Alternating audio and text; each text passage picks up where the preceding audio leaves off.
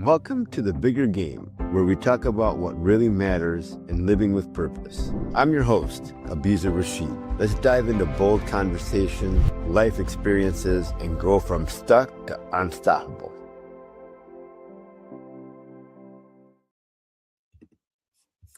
Welcome to this edition of The Bigger Game with our guest today, LaPointe from Capricorn Leadership, where he focuses on coaching CEOs, management team health, and company growth. Welcome to the show, Ron. Thanks for being here today. Thanks, Abizer. I appreciate it, man. It's good to be here. Yeah, it's been a long time. It's great to connect again. It is. You know, we met a long time ago with Entrepreneurs Organization Detroit chapter, and it's good to see you thriving and doing such good work.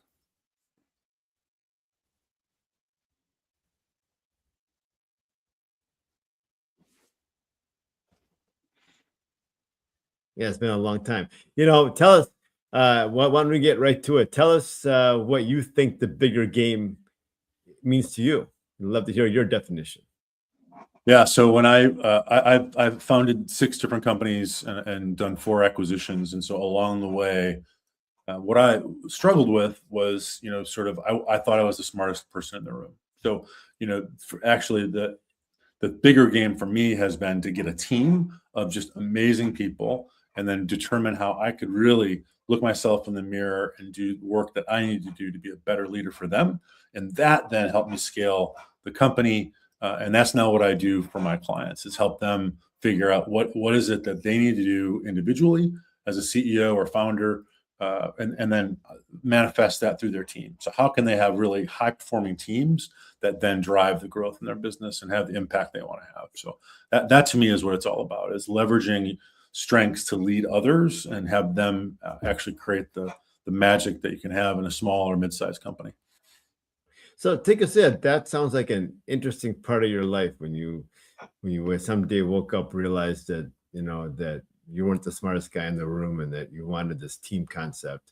That whole transition must have had a lot of nuances to it. I'd love to hear some more about that. Yeah, I mean, you know, to be honest, I think I still struggle with it sometimes, but you know, we probably all do. That starting a business requires a bit of that, you know, confidence, and sometimes we can get over our skis with that confidence. So I think the truth is, whether I was involved on the commercial side with sales or helping with recruiting and the culture of the business, there were better people suited on the process side, the delivery side, the operation side. And so for me to partner well with them and let them do their thing was really kind of that letting go piece for me. So that not wanting to have my fingerprints on everything and sort of be the bottleneck that, you know, we've learned a long time ago, the bottleneck's always at the top of the bottle. So how can I not be that bottleneck to the growth and the success and allow other people to just lean into their strengths and thrive? So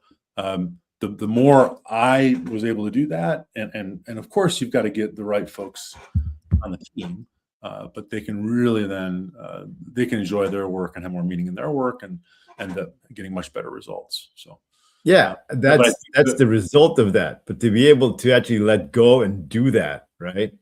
Share us a little bit about what it took for you to actually come to that conclusion and actually do that. Yeah, I think a lot of us get stuck in that place, right? Where we know what the right thing to do is, and we know the you know what's available to us, and yet we, you know, don't let go of the banana in the box and, you know, just hang on to it, right? So tell us about your journey, about how you let go of all that to make that happen. Well, I think there's a for me, there's a personal story and there's, you know, a business failure story. So I can talk about both of those, but I'll do the business side first. So, you know, as we were having some success and growing, and we actually developed another product that we wanted to spin off and create a software product. And, you know, we put a lot of money into that. For us, it was a lot of money. It was, you know, like more than $1 million out of our profits went into this product. And, you know, we didn't bring in sort of the help we needed, the team we needed to really take that product off. And we ended up failing, and that company did not work. It did not work as a side distraction for the core business because my partner and I thought we could make that work. And so that was a very expensive lesson, kind of a dumb tax, if you will, where I really needed to know my limitations. What could I do well, and what could I only do with other people? So that was the first sort of loud banging of the bell, if you will, that woke me up on that side. And on the personal side, I believe in maximizing our potential and unlocking that potential in entrepreneurs. And there's also some costs. And so what I was experiencing was I was not taking care of myself, and I was leaning into self-medication mostly through drinking, and it didn't serve me very well. I wasn't able to perform at a higher level. I was actually hurting the business and my family because I was not taking care of myself. And part of that comes back to this bigger game idea, which is to be bigger doesn't mean just work harder. To do more and have more impact doesn't mean just do more and have an endless list of things that you're doing and that pressure. It's really figuring out a way to be smarter about that. And for me, it's through other people, leading other people that have expertise and energy, and that can obsess on things that I was trying to do all of that, and it was just too much. So I learned the hard way, and I think that's really the way we learn is the hard way.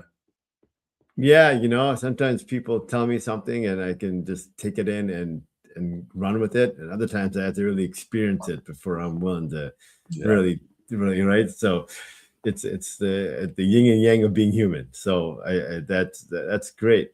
So tell us more. Tell us about your journey a little bit. Tell us about some of the ups and downs and some of the wins, and kind of what you learned. I guess more importantly, what you learned from those that we could take away. Yeah, I think really being honest with when we talk about priorities. So that's something that's used a lot in the planning world, right? So, and if you don't have a growth system, whether it's something like a scaling up or attraction or some other way to grow your business and have an operating model, I suggest you get one or find one, because they really help. And they'll talk about priorities. Having a clear sense of priorities is one of the major ways to cut through the noise. Okay, the priorities though have to be real, and they have to start with you as the CEO or the leader. If you don't have a good sense of priority, and what I mean by that is, are you spending time and money on those things?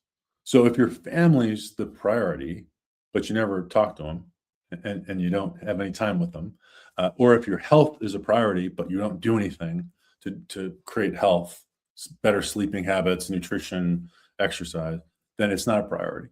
And I hear a lot of people that have priorities that they don't spend much time on. They give lip service to them. And so the reality is we only get 24 hours in the day. We all get the same amount. And what's important to me now, what I've learned is my health is number one. If I'm not in a good place to show up, I can't have a good impact. And number two is my family. That is absolutely essential that I have time with my children and my wife. And then I leave space for the work side. Now, does that mean I don't get a lot done? No, I actually get more done because I've got clear priorities and that space in the business. When it's just a grind and all you're doing is, all work and no play, makes you a pretty dull person.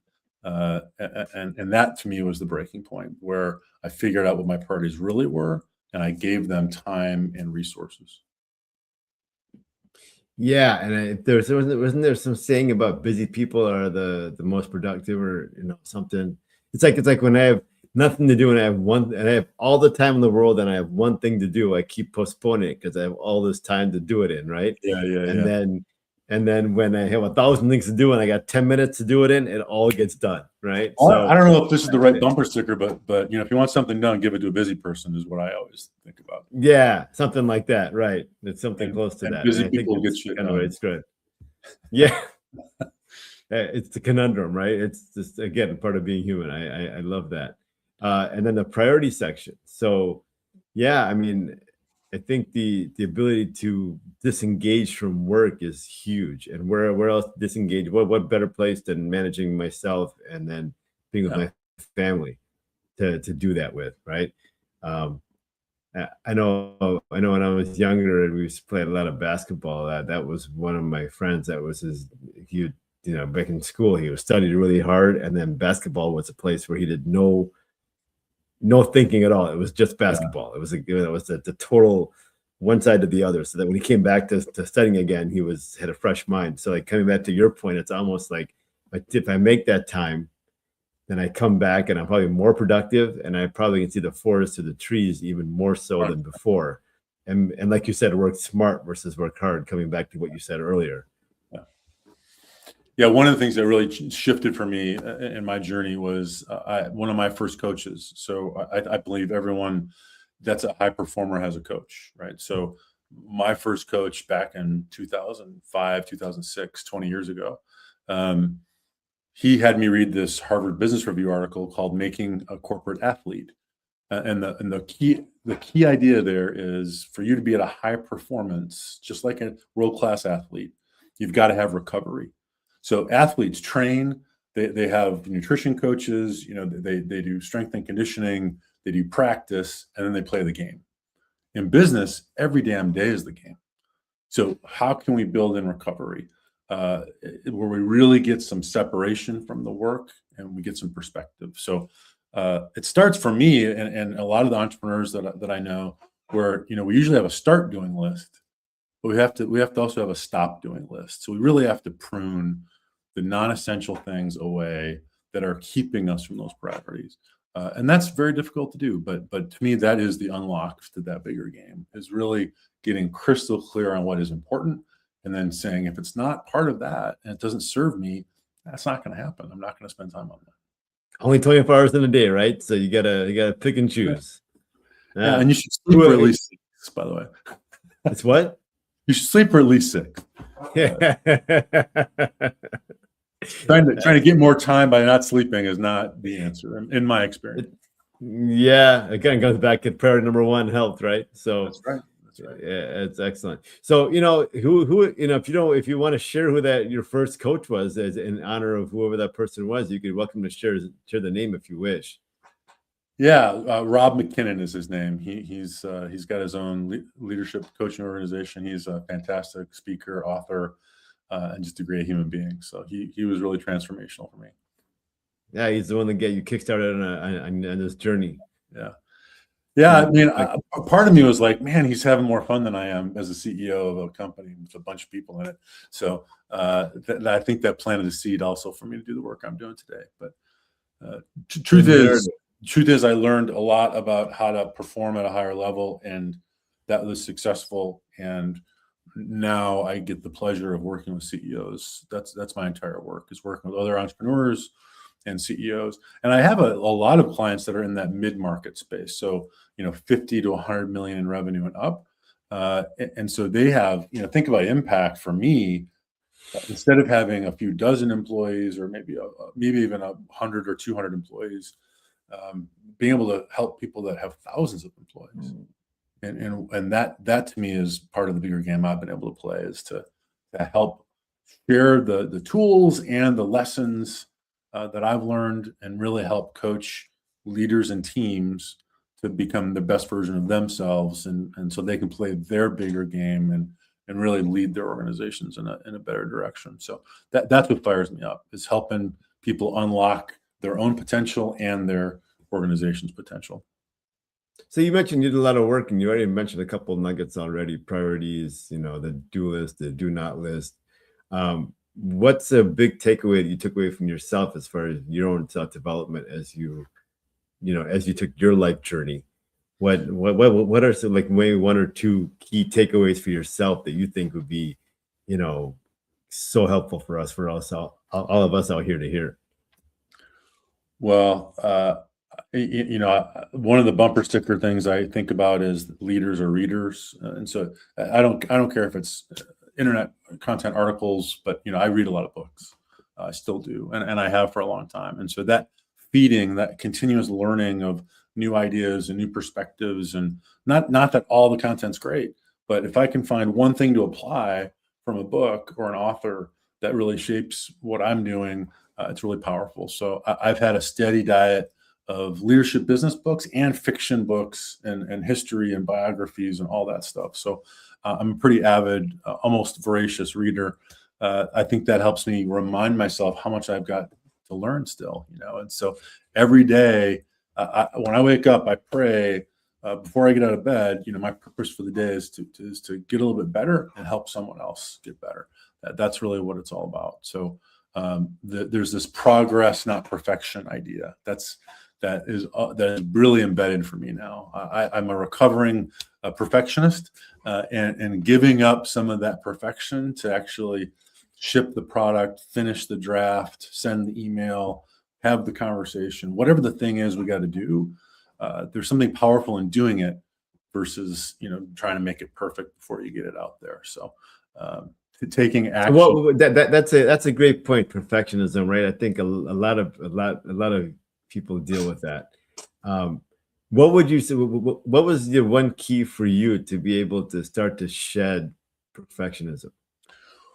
Well, it is elusive. It's like the Holy Grail. There is no perfect, and there's no damn time to get it perfect.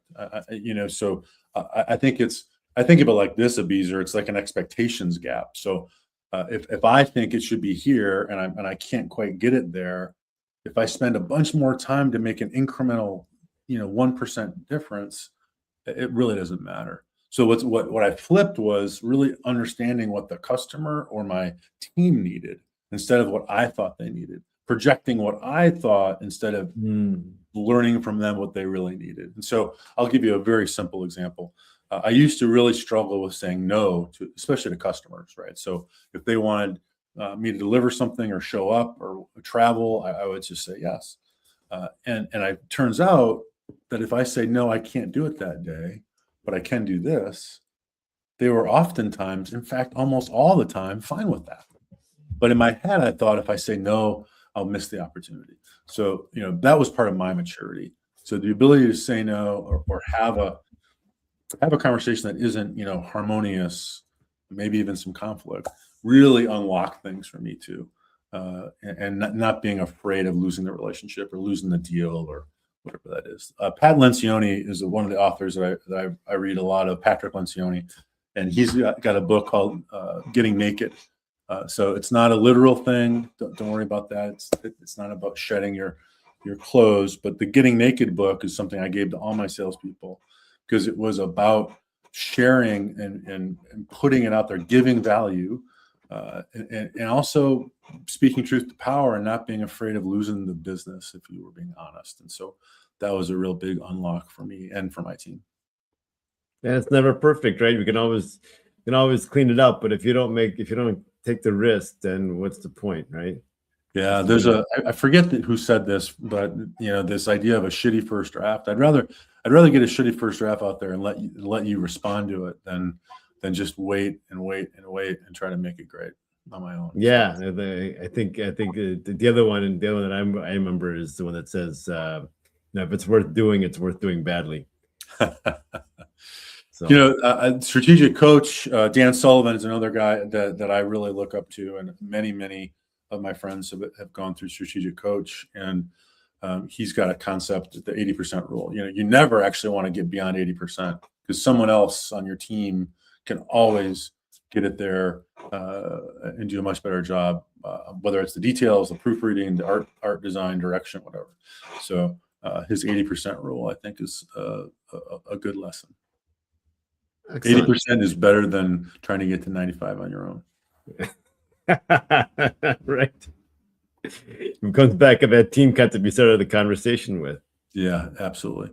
And now with AI and different developments, the shift to how we get work done, we can get a lot more done quicker, but I still think there's a human element of judgment to say what is the right thing to get done, and where should we put in those great resources and tools that we have now. So I think the team, hopefully it's not all agents, maybe it's still humans and a mix of agents, but understanding what the team can do and what they're great at doing and leveraging that to me is the key. If you want to have a business that doesn't require you to be in there and every minute of the day. Makes sense. That is is really the key to all of it, I think, is how do you now adjust, right? The whole thing. I mean, it's moving so fast with AI that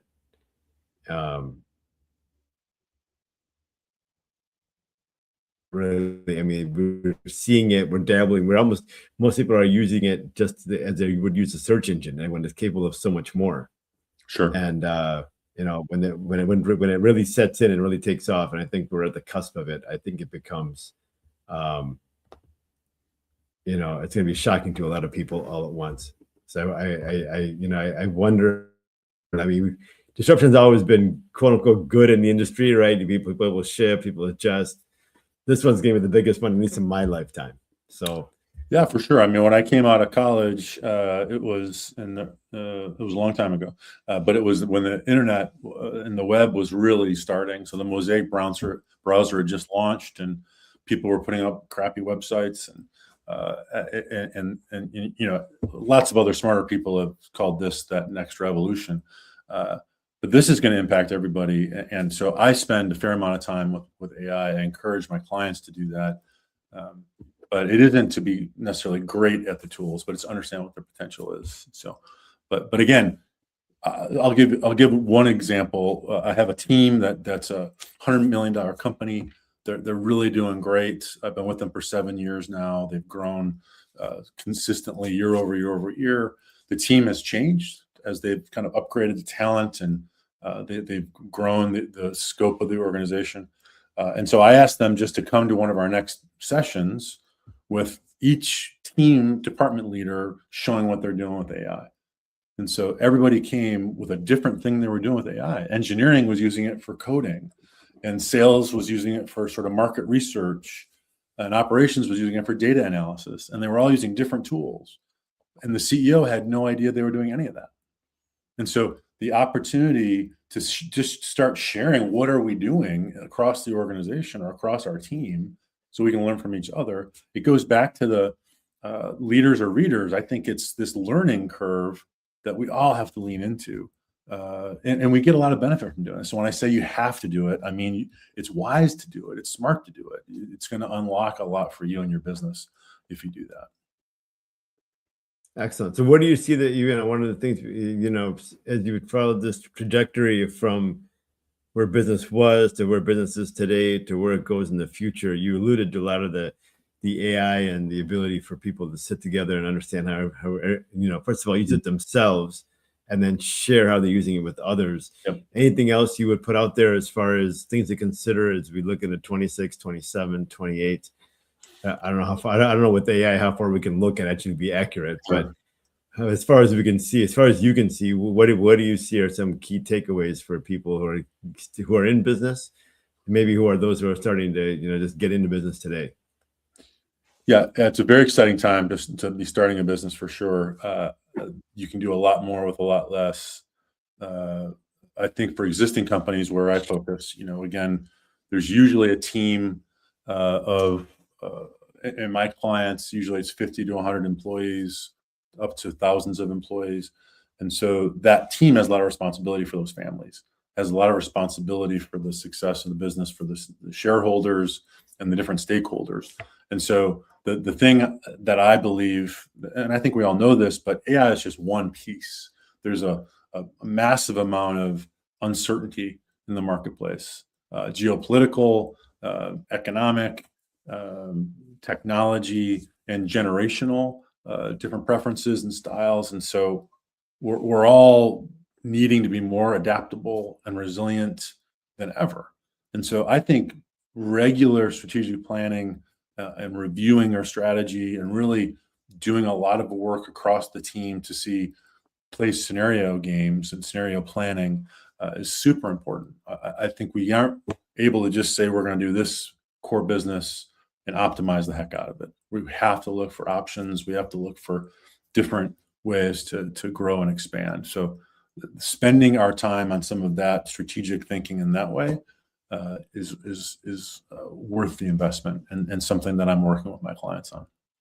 So not only go deep, but also diversify to adjacent offerings, products, etc.